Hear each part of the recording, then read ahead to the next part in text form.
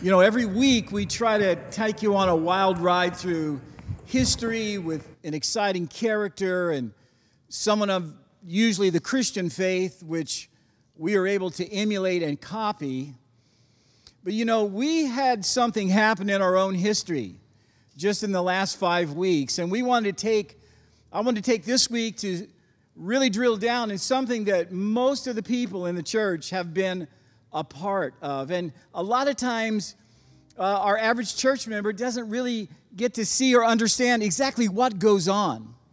And we've had some exciting things happen over this time. And so, we've had 2 big food giveaways. In fact, a few weeks ago, Pastor Brett Fuller, he was in our church, and it was a moving and inspiring message. But one of the points, if you go back and you listen to his message, one of the things he was most proud of with Every Nation City Church was the fact that we were willing to reach away from ourselves and to serve our community, even in a difficult and a challenging time.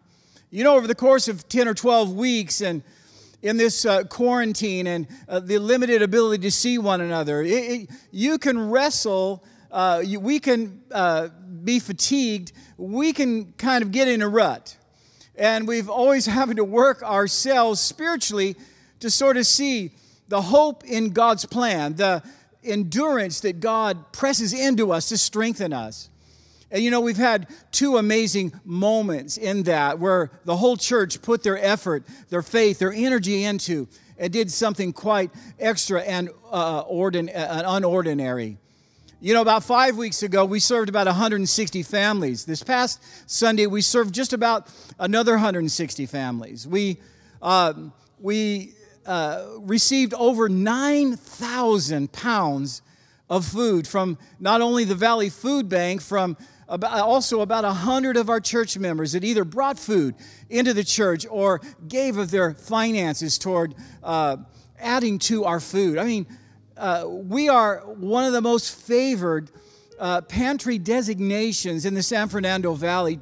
And that is no light thing. That is no small thing. We have great favor with these people in the San Fernando Valley. And we were able to take that 9,000 pounds, and over the course of 5 weeks and our 2 distributions, we were able to supply 320 families with food. We were able to touch 150 new contact members that we're able now to talk to via email and text message, and we were able to gather their information. One of the great stories from this last weekend was right towards the end of our event, and a couple had to use our restroom facility there in the back auditorium. And as they got out of the car, we began to pray for each one of the couple. And they had been going to a church, and they had been struggling in that church. And there was about a 20-year age gap in their relationship. They were about to get married, and they said, "Pastor, all we could handle, all the ministry that we're getting was people trying to convince us that it wasn't God, that we were 20 years apart trying to get married. Other than teaching us, we were desperate to know Jesus. We were desperate to know the fullness of His gospel." You know, it's amazing how in that one moment we were able to touch someone who probably wouldn't have normally come our way. But because of the food giveaway and the food drive and coming off the street, we were able to pray. Every single person that came this past Sunday was able to connect and touch and pray with our members. We were able to give them a CD and literature, the Gospel of John. We were able to touch them both in their physical aspect of giving them food, but in the spiritual aspect of introducing them to the gospel and to our church. You know, I put a little sort of thumb sketch of some of the things that happened. As I said, 9,000 pounds of food, 320 families served, 150 people now connected to our church. 60 of the people in our church volunteered for this event, and over 100 of you so lovingly and generously donated to the efforts. This was something that happened not in another century. It happened today. It's going to continue to happen with the grace and the favor of God that He's given us.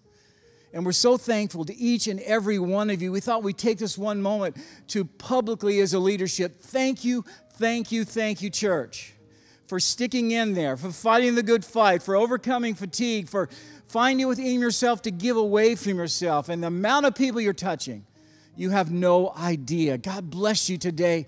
as you continue to give, as we enter this time of worship with the Lord, as we give of our substances He has given us, we generally sow it back to His kingdom so that we can do more things like this and touch this desperately needing valley for the cause of Christ. Again, we thank you so much for those that give through our PushPay application, for those that go onto our website and give through our secure website, for those that faithfully continue week after week, send your checks in.